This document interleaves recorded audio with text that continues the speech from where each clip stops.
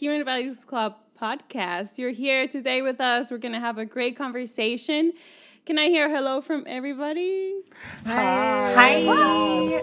We have some beautiful people today, people that you already know, and we have a special guest today. We have Katie here. How are you? Yay. I am great. How are you? I'm good. I'm glad we're here with you. Can you tell us a little bit about you, just so people can know something interesting? I can. Where to start? I'm a recent grad. I studied education and research, and that's something that I really want to go to grad school for. I am currently unemployed. So if anybody has any job openings, let me know. Shameless plug, but no, I honestly, this time has been, I think, almost more educational than anything that I've learned in school, anything that I've done in any degree program. So I'm just really taking this time right now to let that shape my thoughts on what my future looks like. So that is me. Awesome. And you see Katie this person is so humble and she knows so much stuff and she's a great person. So if you ever get to meet her in person, 100% would recommend. So before we get into our topic, we have some bits and bobs. And we have a new song for you. We have now a Ko-fi where you can donate monies to sponsor either our audio equipment or any other thing that helps the Human Values Club in its podcast. So you can go to Ko-fi, which is spelled Ko-fi. Say it with me. Ko-fi.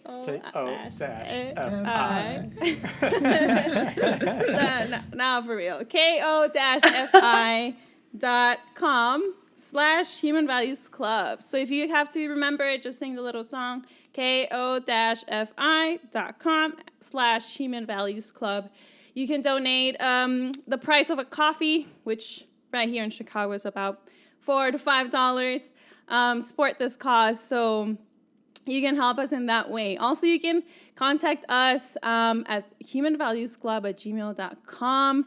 Send us any comments you have or any suggestions, any encouragement. That helps us a lot. As well, you can follow us in social media. Instagram at Human Values Club, same as Twitter, and YouTube, you can find us as the Human Values Club. Awesome. So today, if you are willing to join us in a meditation, this is very nice to take just a time to breathe and a time to be with ourselves. So right there, listener, wherever you are, if you want to sit up straight in your chair, in your couch, in your bed while you're cooking, listening to this podcast, take a moment to close your eyes. Maybe you should stop cooking if you're meditating with us. Close your eyes, take a deep breath in. Breathe in for 4. 1, 2, 3, 4. And breathe out for 4. 4, 3, 2, 1. Okay, let's try that one time. Breathe in. 1, 2, 3, 4. And breathe out for 4, 3, 2, 1. And today we're going to do a body meditation, which means with your hands, you're going to massage your hand, your arms, your shoulder, and just let's feel ourselves in our body. Usually in difficult times, we are all in our minds, and it's hard to remember that we're in this body, and our body helps us do all the things that we need to get done and that we need to do. So let's thank our hands and our arms for letting us do good things. And then just move down to your legs, massage your leg as you're able, and thank your legs for taking you to good places, for helping you assist other people and help other people. And then go up to your shoulder, massage your shoulder. Shoulders. If you don't have someone next to you, that's fine, because you can massage your shoulders and do something nice for yourself. So whatever is happening in your life right now, know that you have us, you have other people around you that take care of you, and we are so grateful for those people. Let's take a last deep breath in. 1, 2, 3, 4, and breathe out. 4, 3, 2, 1. All right, open your eyes. Stretch if you need to, as we get ready for the discussion of today. So, what a week, y'all. It's election week. And it seems, as I saw one of my friends say, this is the longest Tuesday in my life. And maybe you can share about how we're feeling this week. But from that, we thought it was a good opportunity to talk about civic education and why it is important. Most of you might have experienced during this time that you're like, I was not taught that in school, or like, I didn't know the elections in the U.S. work that way, et cetera, et cetera. So it's super important. So we're going to talk about why it's important. And also, since most of us are teachers and work with children, why it's important to talk with children about politics, and why it's hard to talk with other people, and how can we prepare ourselves and our students for civic engagement. So if that sounds good to you, stay with us. We're going to have our dearest Melody lead us into this conversation. Melody, take it away. Thank you, dearest Andrea.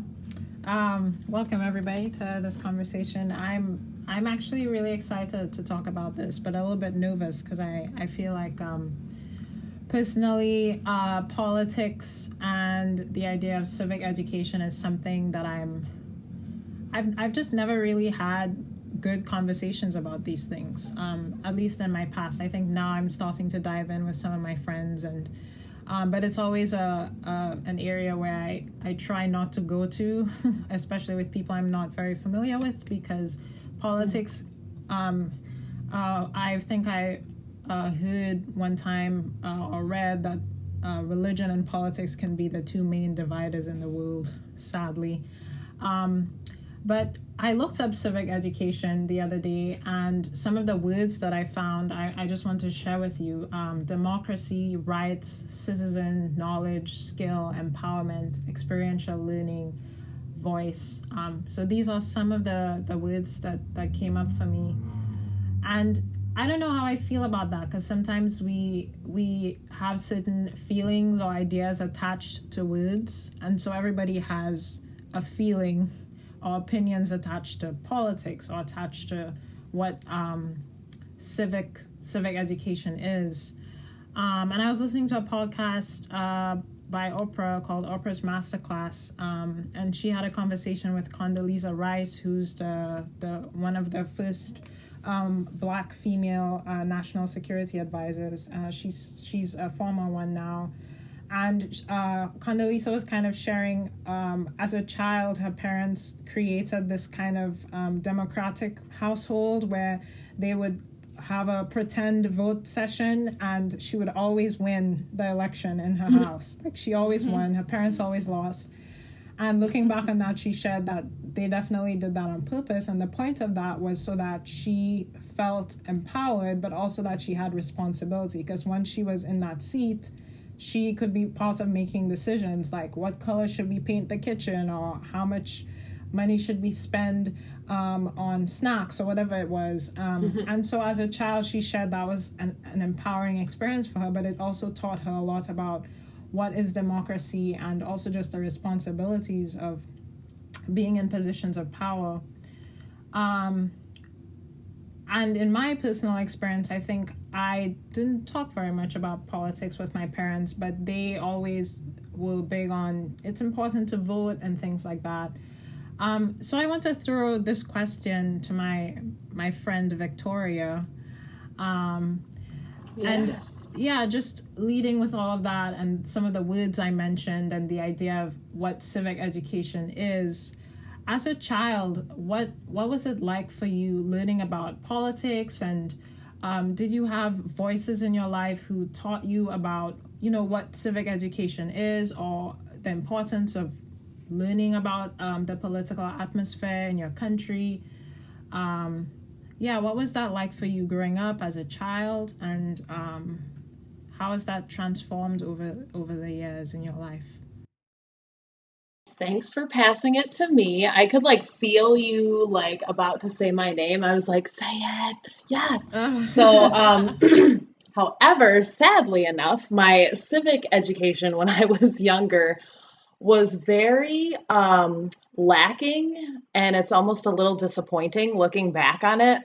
Um, I feel like in school, I barely remember social studies in school. I barely remember us even talking about taxes and, barely talking about a stock market, and then let alone talking about how to vote, besides the history, which is, as we all know, not very truthful in a lot of aspects, but we learned about when, voting was given to women finally, but we didn't really learn how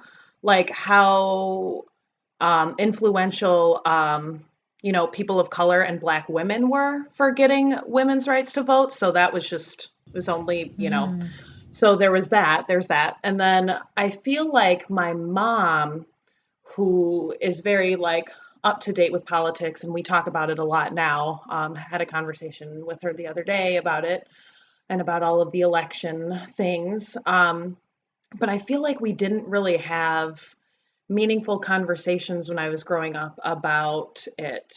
She would tell me, going to vote, blah, blah, blah. If I would ask questions, she would obviously answer my questions, but I didn't really know the questions to ask. And I didn't really see the wider scope of well, yeah, when we grow up and when we vote, we, vote for president. That's it. I didn't really think, oh, wherever you live, you have to read up on who is running your city, who is the judge in your city, who is this and this. And so the scope of everything and the weight of it was never given to me. And I feel like I have a lot of catching up to do, like you were saying, where it's just in our past, it's just politics was nothing. We would just know who was good and who was bad, from, news or opinions that our parents would have, or if they would even say anything at all. But I do remember in high school, my amazing orchestra teacher, when Obama got elected the first time, and we were in orchestra, thankfully, she had us watch his inauguration, and it was awesome. And it was so important to her, which made it more important to me, even though I didn't really I was still pretty young. I can't remember I guess I wasn't that young. I was naive, we'll put it that way.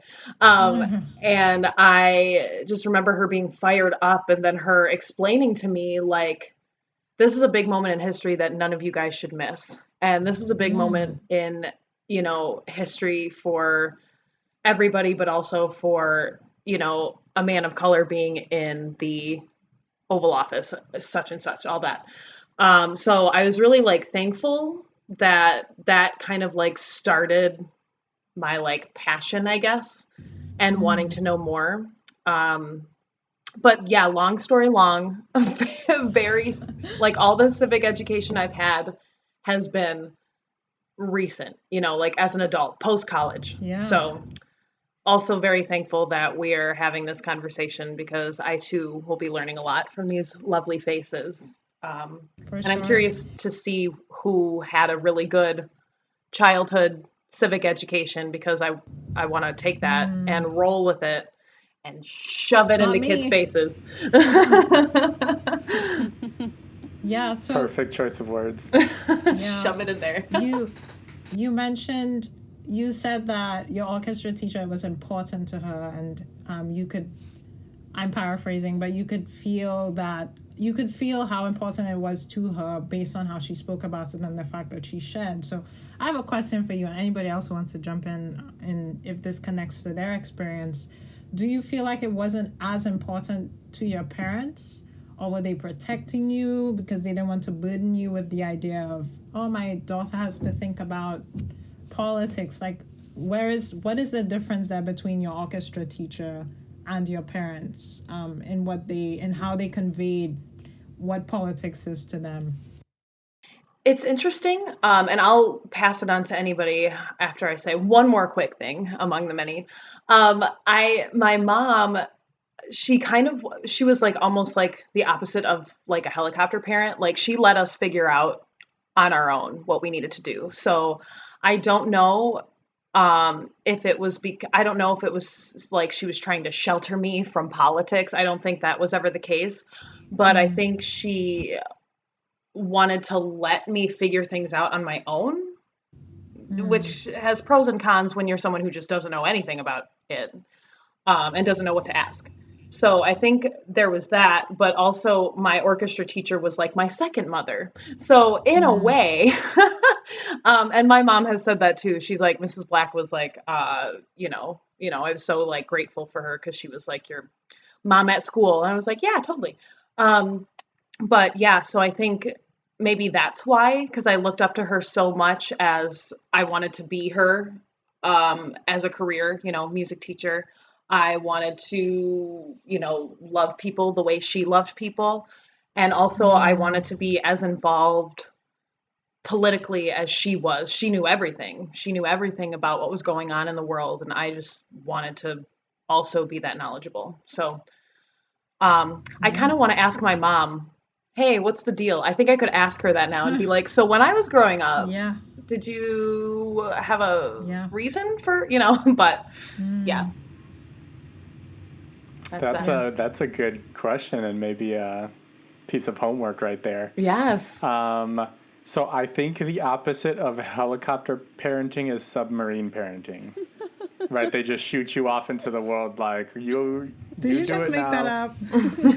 Yeah, well, that's what I don't have a response to the actual question, but I have that. You're welcome. Necessary. No, but I think it is interesting to go back and like, to our parents, did you think about civic education when I was growing up? And I'm probably from a single mom. My mom would be like, no, I was just trying to like feed you, and Right. which for me, people are gonna get tired of it, but it always points me back to Bettina Love, and we want to do more than survive, because if we are still surviving, we are not able to reach those things through which we will thrive. So, I've been talking a lot to a lot of you about that, of civic education, financial literacy, tech literacy, like these classes that would be really, really helpful. But yeah, staying on civic education, I feel like when I really think about it, I got a lot of my civic education from music, from rock and roll. I really, especially like right before going to high school, and I kind of started playing guitar, was because of Jimi Hendrix. And so, like, I know there was a song of his, and he was a vet of the Vietnam War. He was a paratrooper, but he got hurt and honorably discharged pretty early on. But just listening to him, listening to the Beatles, listening to a lot of protest music from that time kind of activated me a little bit, and like my interest in thinking about the Vietnam War and how every war up until then, there was kind of this justification one could make an argument for, but that when the Vietnam War happened, that was the beginning of a real split between the elite of the country and the counterculture, and I always kind of identified with that countercultural perspective. So I think that's when I started to become politicized, and it was mainly through stories and through role models, and like I would just like read biographies and things like that, and get interested in all of the cool activism that people were doing, and then kind of like unfolding, through studying. It just like became very glaring. Like when I think I went to school for music, but I didn't know about Nina Simone and how she was part of the civil rights movement. There were like, Zui Zhang is a Chinese musician. He's called the grandfather of Chinese rock, who did a protest song after the Tiananmen Square massacre. Victor Jara was a Chilean musician that protested a lot of really difficult, dark times that the country of Chile went through. So just like those stories were the stories that really inspired me from a musical perspective of these people that use their music for social change, which was awesome. And now we have India RE, so shout out to India RE. Oh my gosh, that's good stuff right there. If I could just jump in on that, it really makes me think that the things that tend to activate people the most are the arts, because they are so visual or interactive, and so like it's putting a face or an image or a sound to this pain that people share but don't have words to express really. So it's kind of this thing that like can be like the awakening of like, oh, wait, there are other people in the world who feel this way. Okay, now let me find my community. So I just wanted to hop in and say that. Yeah. Yeah. Yeah, I think just now a thought came to my head. When I asked this question about civic education, I was thinking that we need to, the people who teach us about those things are our parents or our teachers, but sometimes a movement or a song or a specific person who we never meet is the teacher. And yeah, I'm just thinking about Nina Simone and her story. A powerful human being, just so much depth to who she was, but so much pain in her story. And the documentary about her is really great. I think it's still on Netflix. I'm not sure. It's called What Happened, Miss Simone. Yes, there it is.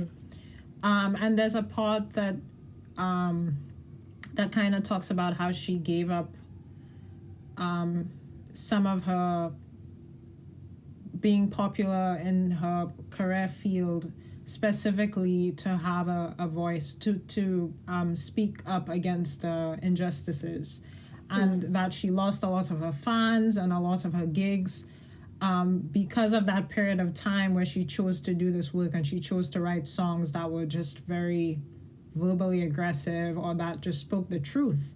And so after that movement, when a lot of the people who were with her died, like Martin Luther King, and she had a hard time transitioning back into, now I'll just do what I did before. She couldn't do that because she had lost so many, just people were not very happy with what she had said and the person that she had become in the time of the movement.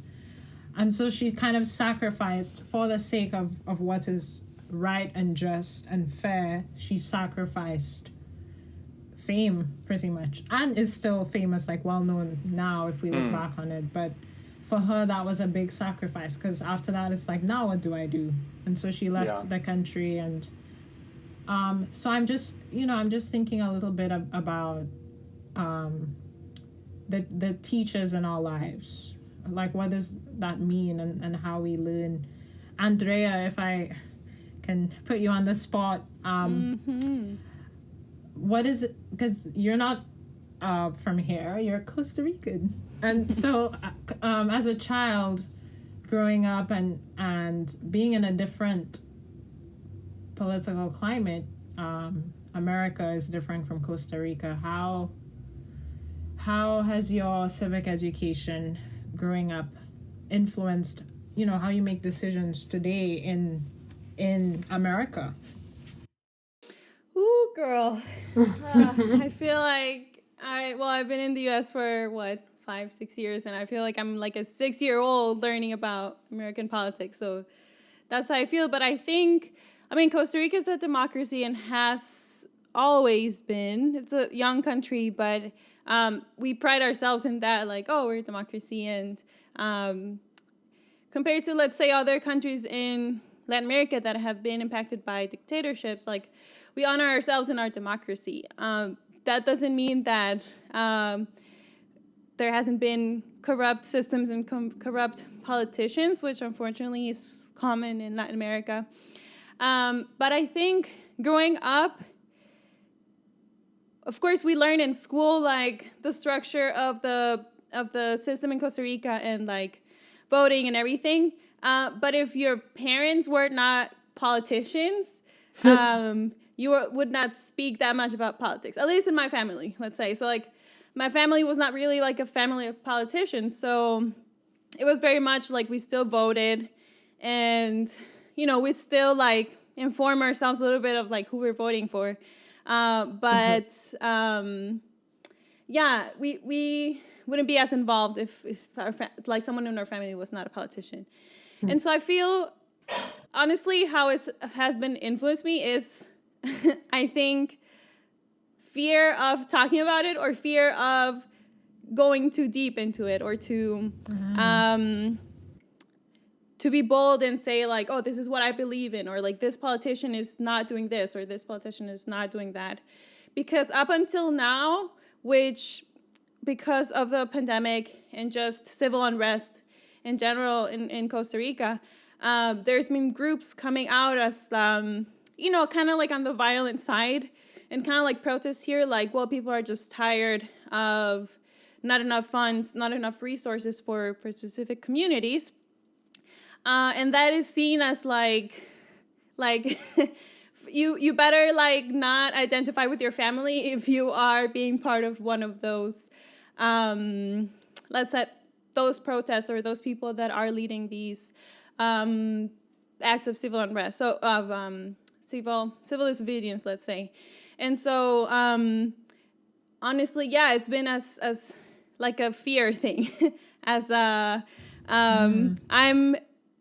I'm scared of saying my position in something political, which like I've heard other people like, oh, I don't talk about politics, but really everything is about politics and it affects our everyday life. So I think, even with my parents, even I know moving here, unfortunately, you know, I'm a permanent resident, but still, you know, there's real fear that my status can be revoked. And now, like how we are all monitored online, and when we applied for our green card, you know, we had to show evidence of everything, and like social media was part of it. Like, what do you post on social media can be used, you know, against you. And so I know when I start speaking to my parents about, you know, like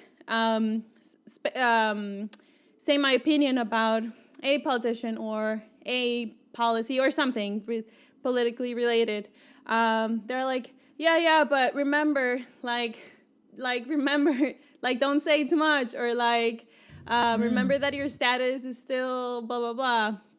And so, yes, I've been battling with those things of the fear of speaking out and speaking about politics and being open with my opinions and what I stand for. So, yeah, I think it's a balance, and it's a real fear. Like I think about undocumented immigrants in the U.S. And this fear of speaking up and fighting for our rights when it's directly could affect like your whole life and like your life here. So constantly think about that. Yeah, it's like you have to fine tune your thoughts and your voice to please, you know, where you're staying. And I think that it's really sad, because I think going back to how powerful everyone's voice is, and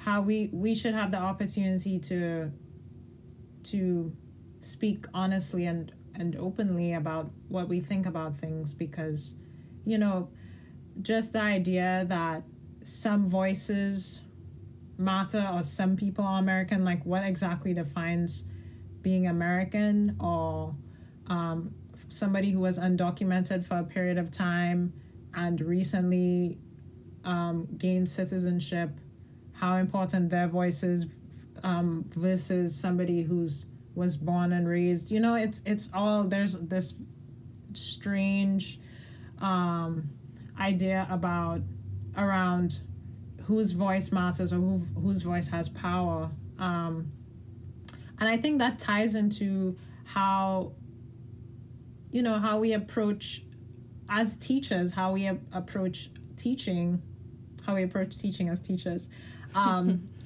civic education in the classroom. It's like, how do we talk about voting to a Black kid whose great grandmother or grandmother even thought, my voice doesn't matter, so I don't need to vote.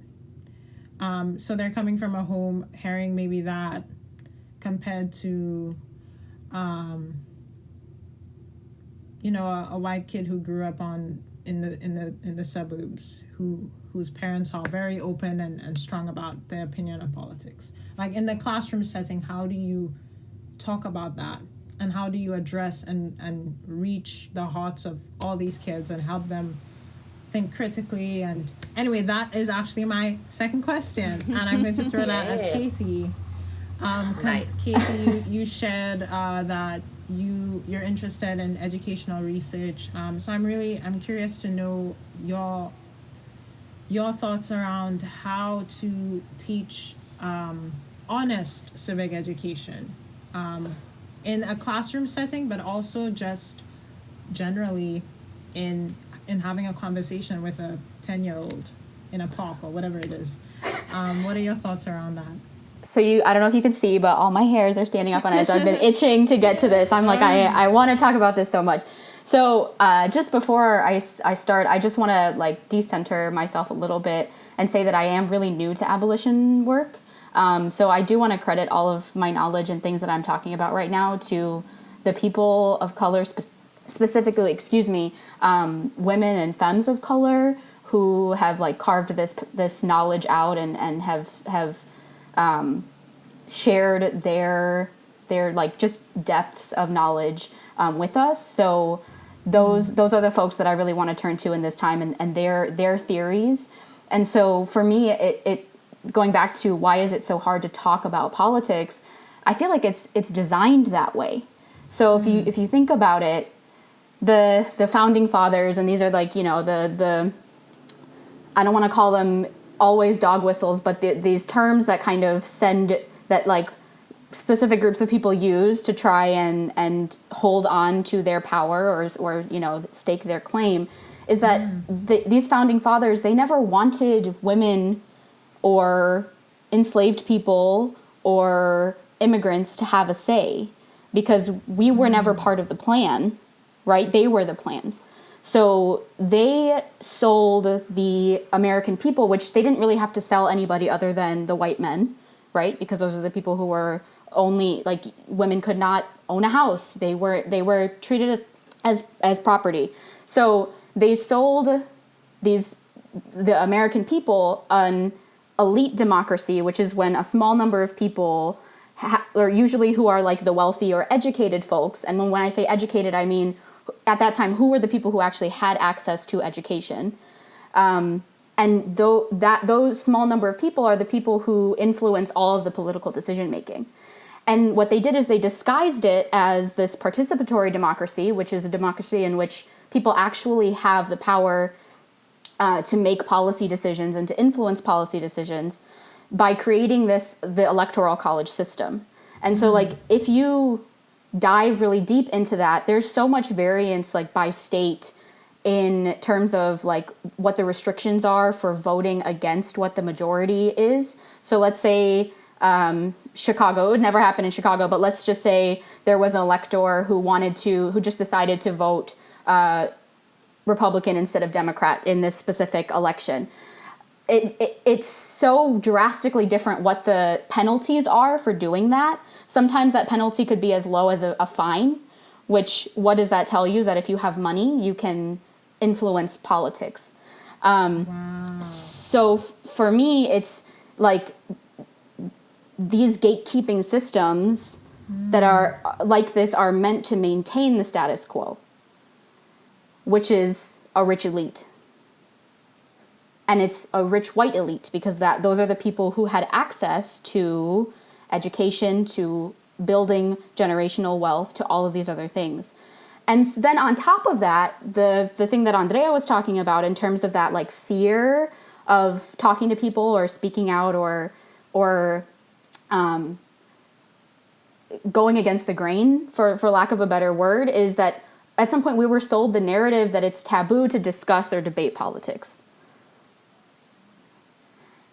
And so in order to actively fight that can only start where there isn't already, I keep throwing around this word jaded, and I don't want that to make people think that I don't believe that people can change. But I feel like people's capacity for accepting this information, that when you grew up in a system like me, where my education, I went to a small Lutheran school from the time I was 3 until 8th grade, and then only was my experience with a Chicago public high school. And our civic education literally consisted of whatever the state required.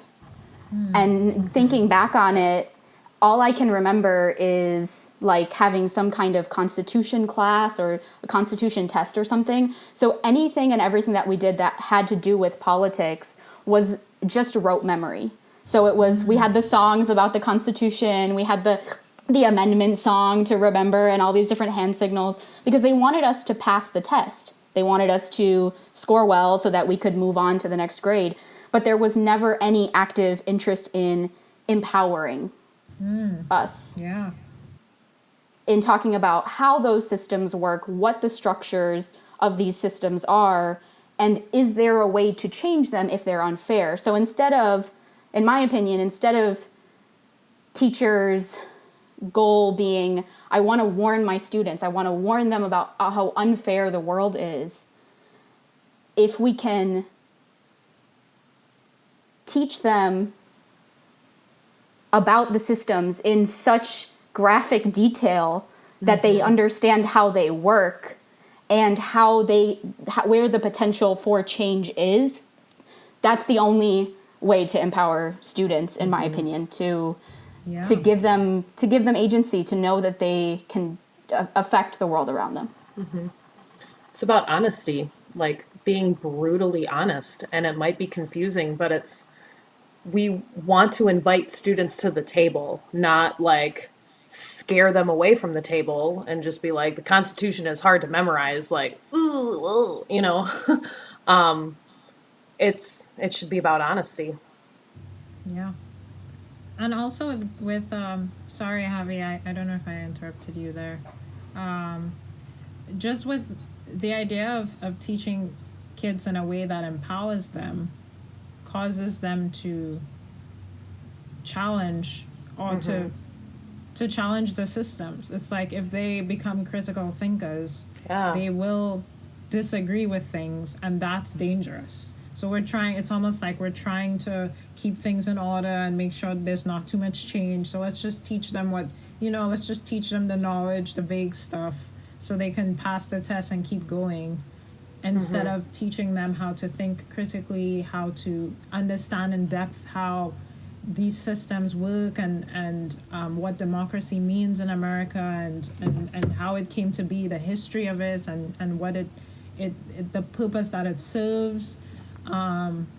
And so from that understanding comes a deeper thinking, and from deeper thinking comes disagreeing and radical, this is wrong, or this is right, or this doesn't work, or this is a corrupt way of approaching it.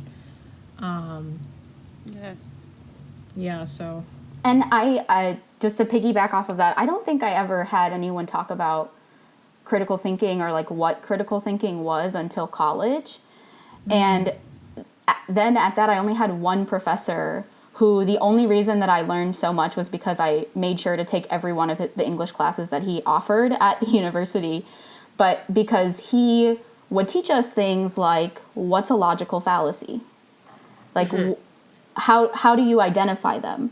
And I was like, whoa, if I had learned this in high school, do you know how much more critical I would have been of the sources that I was citing or the things that I was like saying, like basing my claims off of? Like, it just, if you can start that earlier than in college, which is when I think most people are exposed to it for the first time, because elementary school teachers are, elementary and high school, grade school teachers in general are rightfully scared to rock the boat.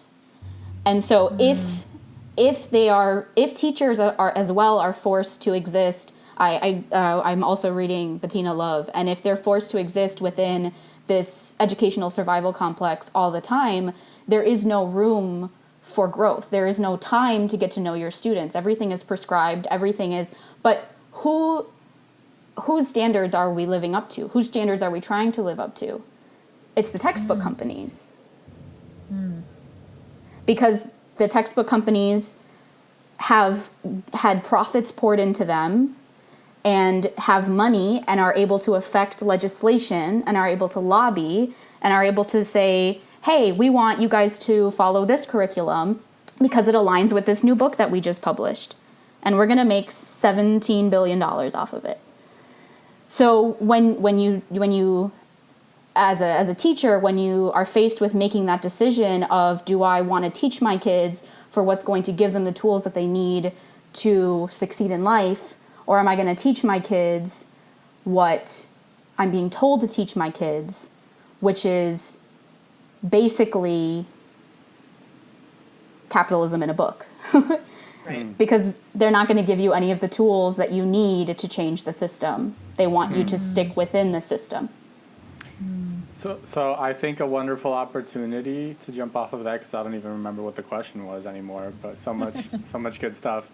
How do you engage your students in civic education? I think the golden opportunity is kind of what Katie's talking about there. I think I had a discussion with one of my clubs this week and saying, like, you all can, you can demand what classes you want to take. What classes would you want to take? And what I'm hearing over and over again is financial literacy, how to do my taxes, how to buy a car, how to buy a house, how to make investments, right? Retirement plan, stock market, and then, life skills. With all the conversation happening now, there's a lot of everyone should take either a anti-bias class or a class about racial literacy. And then all of the different, African-American studies, African-American literature. There's literary activism. Shout out to Andy, one of the teachers at the school. And there are a lot of classes that this class is something that they're going to forget as soon as the class is over. Shout out to all my science and math people. I love you. But does everyone need to take trig? Does every high school student really need to take trig? Right. I'm not. Prove me wrong, people. Prove me wrong. humanvaluesclub@gmail.com. Let me see that essay. Right. Well, and then you think about, well, some people, I mean, we don't usually use these anymore, but like balancing a checkbook, figuring out interest rates on on so many things. Like, you don't learn that until you're actually in it. How about an adult? Like, what is this? How about calculate the interest rate on your student loan? Right. Again, things that we're actually going to need. And I think that budget planning. To me, it's getting close. Yes. It's getting close to just like a human right. I think it's a human right to take this on nutrition and health and how to live well. So then I tell the kids, how how would we change the curriculum so that we can take out classes that you don't need? I mean, if you're going into a science track, then take all the classes you want, make them those your electives, right? Right. How do we get rid of these requirements that everyone has to take this class, right? And it always comes back to the district. You got to go to the district office, you know, and that involves, guess what? Organizing. Got to organize the teachers, got to organize the students, got to organize the parents. Because at the end of the day, the parents are so powerful. Yeah. They're some of the most powerful stakeholders. But who are the parents that are least empowered? Your BIPOC parents.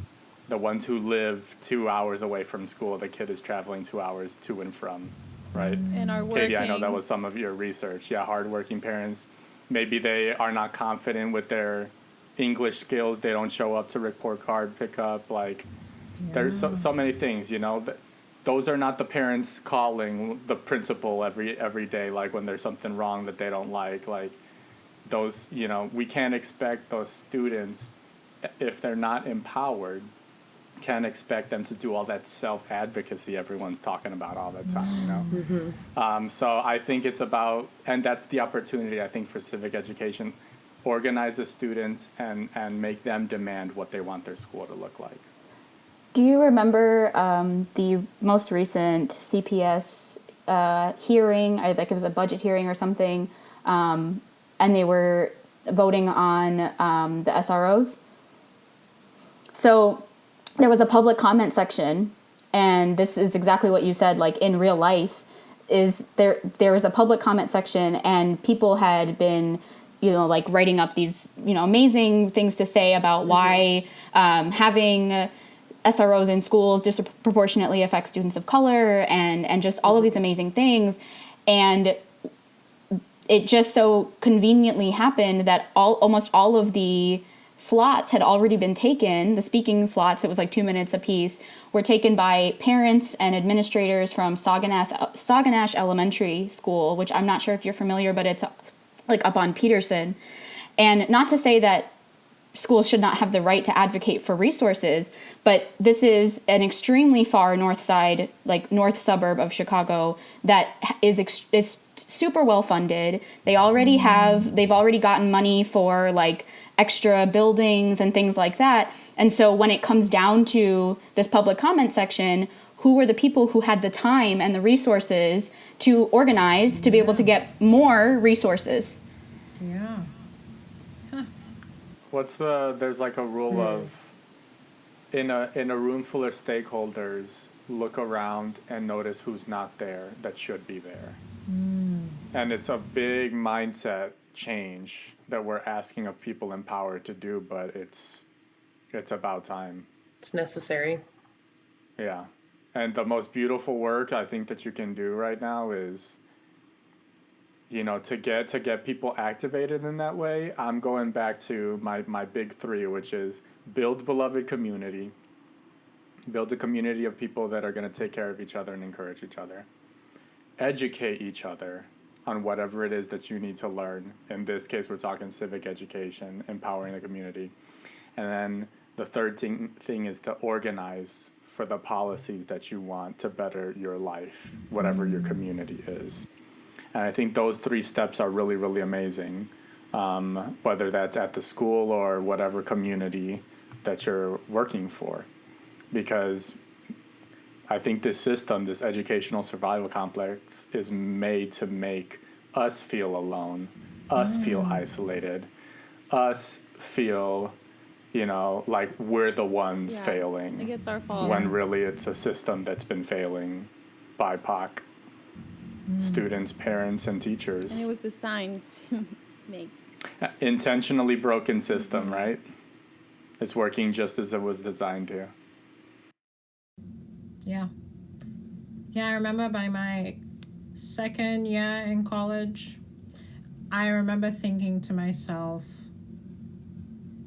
that school feels like it's you know, it just feels like I'm surviving all the time.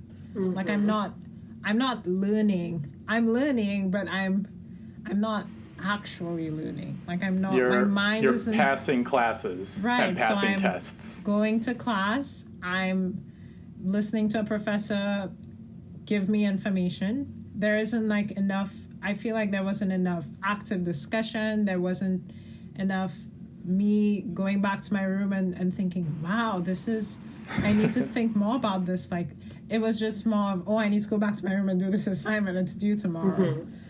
And I remember just feeling so angry because I love learning. I love learning about new things and challenging myself to think differently. And I remember just feeling like that was ripped away from me, like somebody stole something from me. And plus I was paying all this money to have somebody steal something from me. Right. Yeah, and even now, I think I've gotten better at playing. A specific professor of mine, when I was having a hard day, he said to me, Melody, it's just a game. You just have to figure out how to play this game. And that has helped me so much because at this point, I feel like I just need to play the game, play it well, figure out all the ways of surviving and learning and finding ways of learning within all of it. And then once I leave this scary system, use everything that I've learned, both my terrible and good experiences, to build something better, to create something that is different to what is. Which leads me to my next question. Oh, God. What can we do? Transitions are so good today. What can we do what is the speaking practically, what's our next step, or what's a goal that we can make for ourselves? What can we do to create a honest civic education for ourselves and our personal lives, and also just for within the education system as teachers? I can jump in first and just kind of like what I said is make spaces. The beautiful thing as a teacher, I think, is first of all to create the beloved environment. That's why we're talking about Human Values Club all the time. Human Values Education. We got that workshop coming up. But I think I don't know when this episode is going to come out, so hopefully you're already following us on social media. But yeah, this helps me to set an environment of safety and learning in my class when I can say every week we're practicing humanity. Here's a quote of the week. Here's a song. You matter. You are valuable. It's talking about self-love every day. And just setting that tone, I think, is like the first most important thing of giving students spaces. Now, sometimes when things happen, we need to be responsive. We should try always to be responsive. And sometimes teachers may not know what to say and don't want to say the wrong thing. Mm-hmm. But I think saying nothing is the wrong thing. Yeah. Because you might be afraid to hurt a student's feelings or something. But there are students who, even though it's a hard topic, the fact that you took the time to talk about something serious that happened makes them feel safer. And I get that comment a lot from BIPOC students of thanks for giving us the space. And then doing alternative education. So not just, hey, here's Martin Luther King. Oh no, he led the civil rights movement. Oh no, he died. Someone killed him. But then didn't actually talk about, right? This is what Black History Month is every year. Like, well, we'll celebrate all these people. But they never talked the details of what was it that they did to organize and to change policy. Yeah. How did they recognize racist policy? How did they, take it down or replace it with anti-racist policy? What were the steps that they did? And here are the steps that you can do. And then after you've educated, then you can organize, whether it's in your class or an after-school club that can be like a human values club or racial literacy club or a student activism club or board even, and have kids start to write what are the policies that are harming you? What policies do you want to institute? And who are the stakeholders with the power to change those policies, and how do we knock on their door? Not literally, but you know what I mean. Make good trouble, make a joyful noise. And part of it too, why it's scary and why we don't want to do that as a system, is power. It is scary to give up power to students. Yeah. But it will ultimately make the school better. It will ultimately make the teachers better. There's some beautiful things happening right now in this city, as a response to a lot of darkness. So. But yeah, I would say build community, educate, and then organize. I 100% am with you there. I think those two things, if you really boil it down to its essence, is first you're uplifting people. You're making sure that they feel heard, like they have a voice, that you are listening more than you're talking. But that's just the beginning. I mean, that's like the mattering aspect, because it's really hard to give your opinion or feel brave enough to speak out if you don't feel like you have a voice or you've ever had a voice. So that uplifting part, but then the empowerment part, because if you're just talking about the civil rights movement and you're not talking about what went into it, what worked, what didn't work, how do we examining it critically, and just instead of just talking about the history, you are you're almost participating in, like, I don't know another word for it, but like trauma porn. Like, you know what I mean? Like you're just talking about all the things that went wrong, all the people that were killed, who was assassinated, all the violence. I mean, I learned that the Black Panthers were this crazy militaristic organization.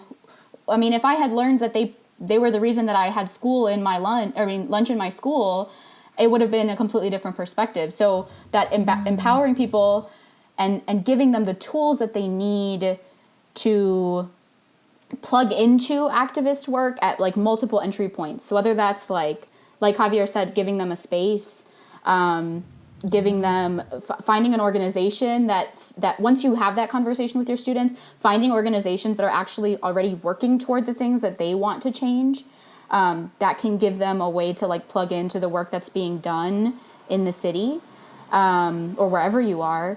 But then explaining that, like, when we talk about activism, most people have this vision in their head of just like organizing rallies, organizing protests. It's all about the protests. And that is such a visible, important part of it. But there's so much more that you can do behind the scenes, whether it's attending workshops for these orgs that like are already putting out. I mean, the Defund CPD movement right now has an entire fall calendar of trainings. There's something once, twice a week that you can plug into and learn more about what's happening. There's webinars that are happening all over Facebook Live, Instagram Live. If you're reading abolitionist texts or suggesting some of those books to your students, I was not a huge reader in high school, but I have a lot of friends who, if a teacher suggested a book, I'd see them scribbling it down in their planner, and they're like, I want to get that book, I want to read that book, I want to know what my teacher is learning from. Just reaching out to your neighbors, talking to your neighbors, knowing who they are, knowing who lives in your neighborhood. I feel like we're so at work, at home, that we lose our sense of community completely.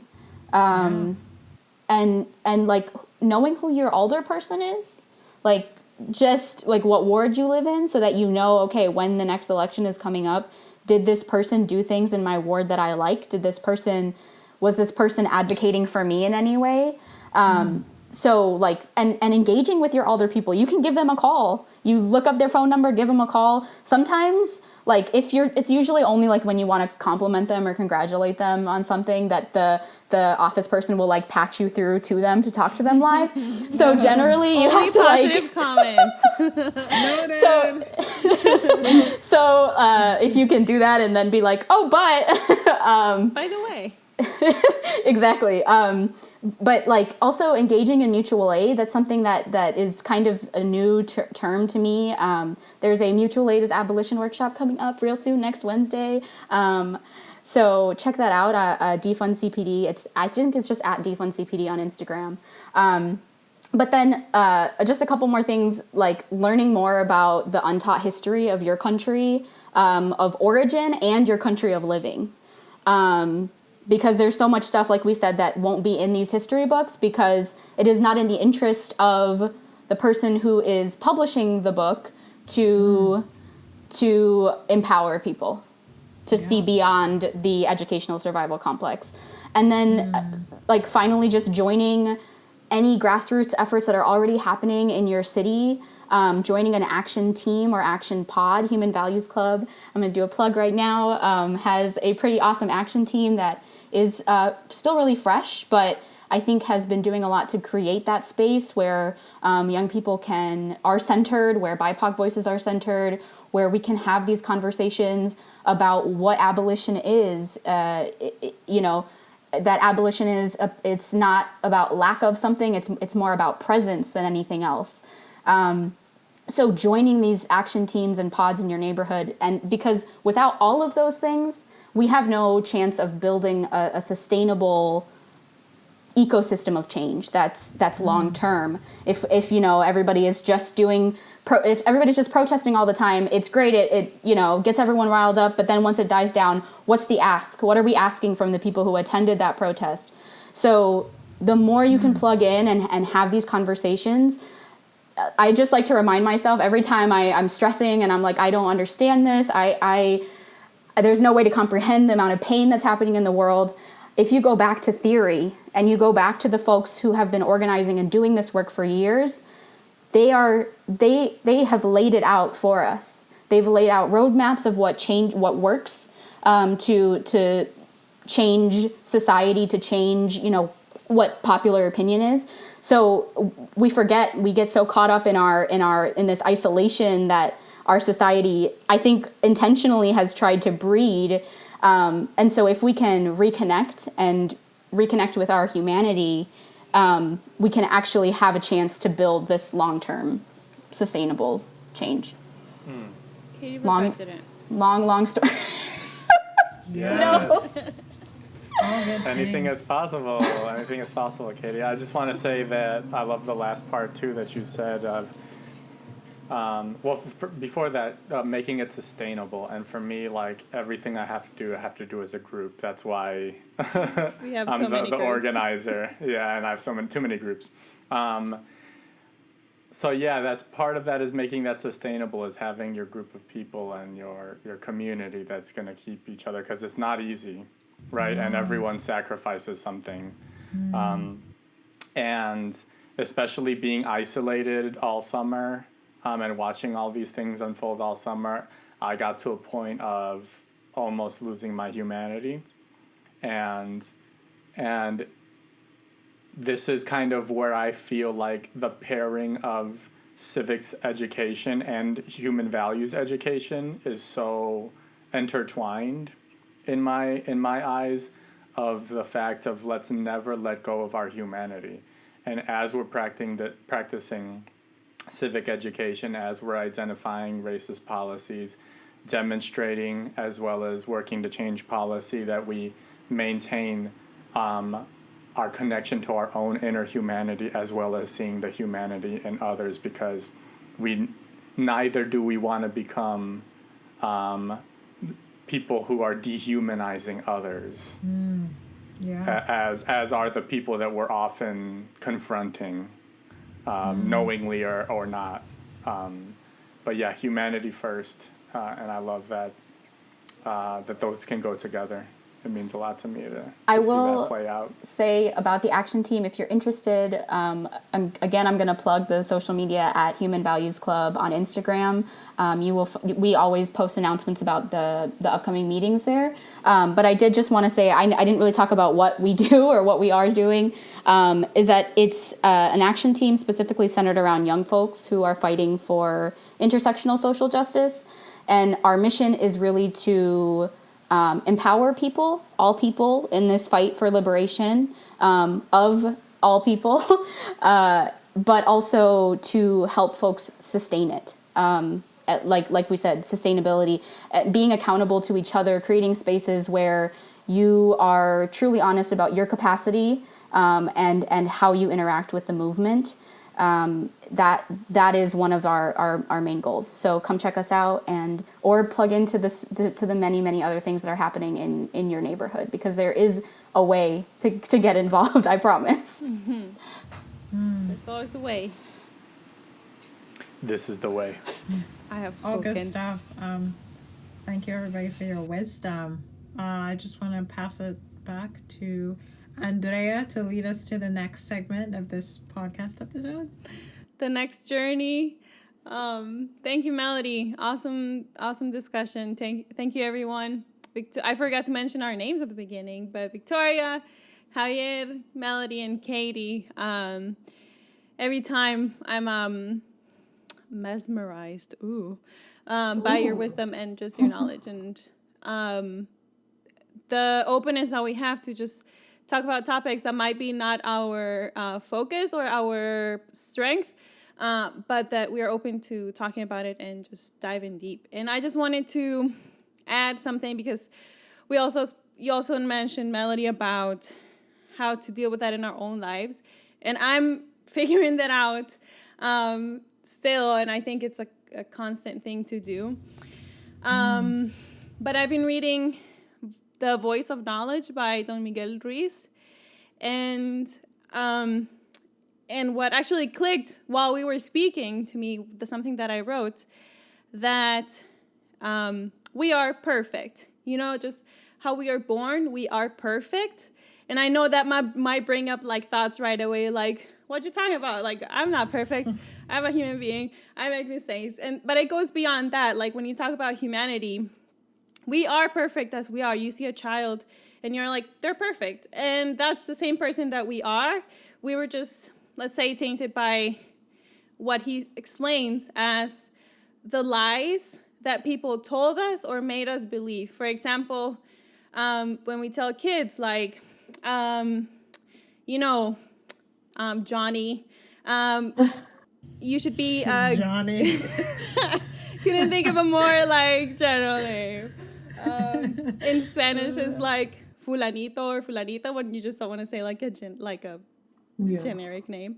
But here, fulanito, this is how you're gonna be. This is how you are a good boy, or this is how you are a good girl. And so like they might not say like you're bad, or what the message is like.